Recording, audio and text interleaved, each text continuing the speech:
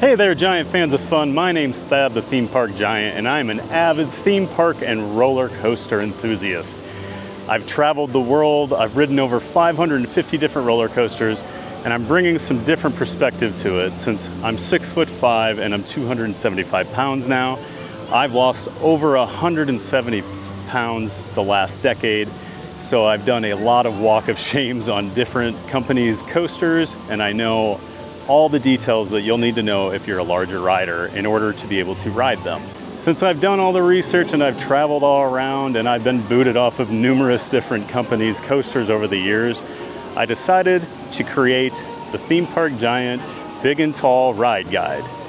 I'm starting with the Central Florida parks, SeaWorld in particular, and we're gonna branch out from there.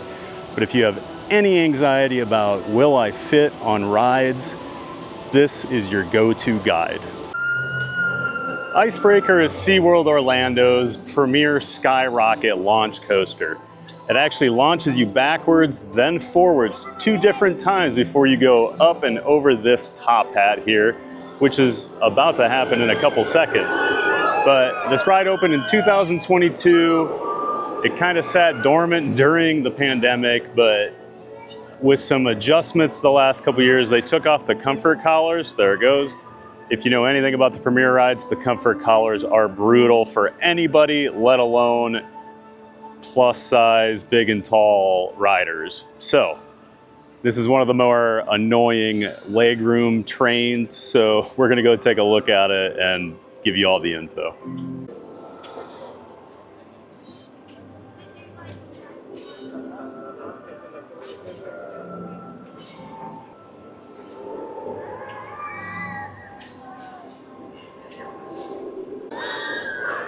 And just like all the other rides here at SeaWorld, they have these handy little minimum height requirement signs.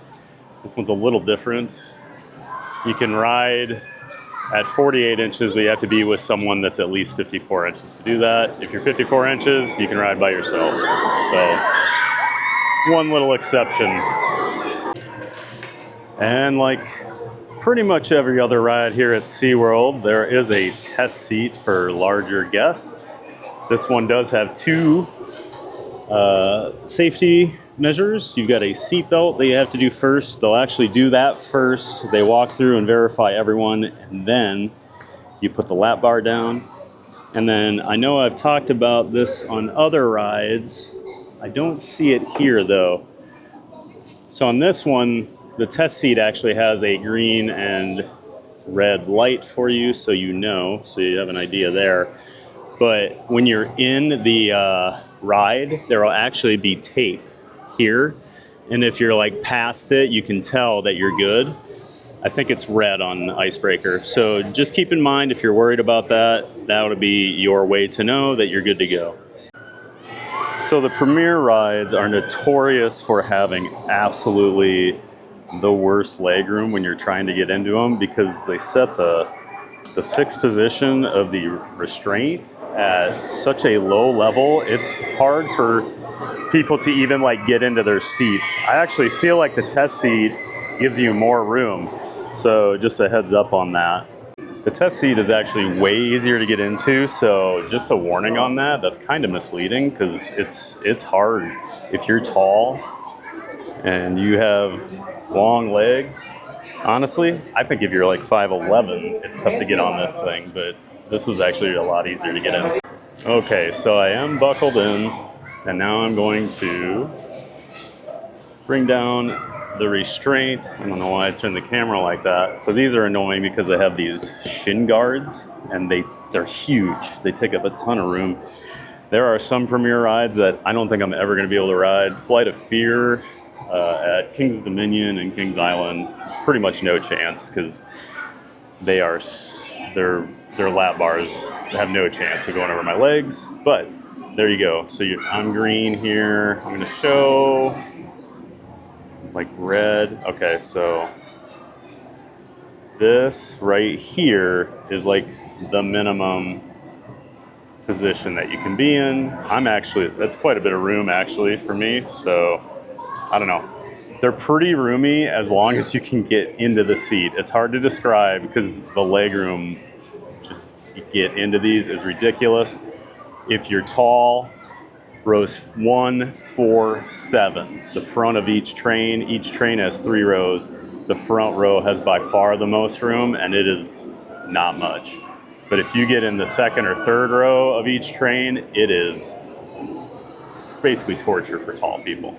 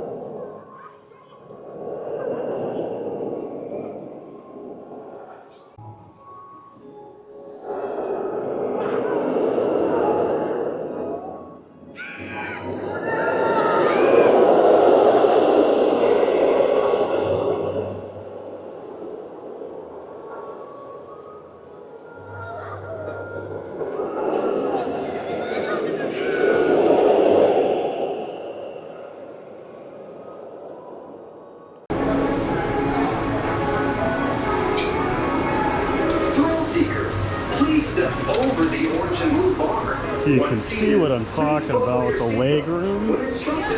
How I can like barely even Your lap bars must be in a properly closed position and close to your body. Ensure your legs are between the U-bar and feet are under the shin pad. Be sure personal items do not interfere with the harness system. So yeah, that test seat is way roomier. Always bring the belt. At all times. Hold on to your lap harness, face forward, and keep your back and head against the seat and headrest.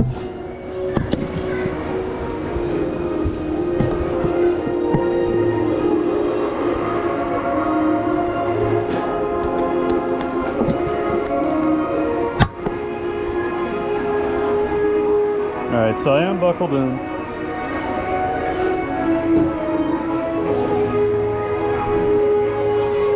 Come around and check that first.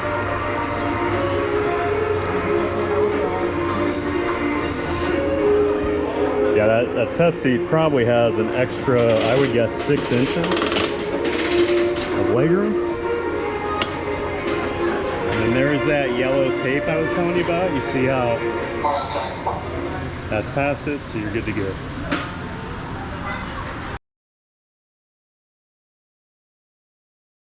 Platform is clear. Get ready to break the ice.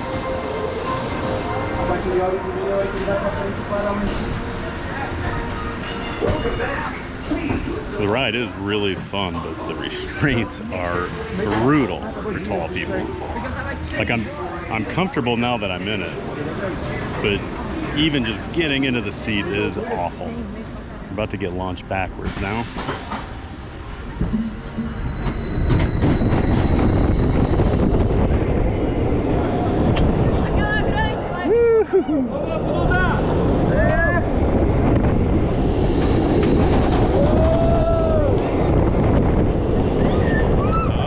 Not quite.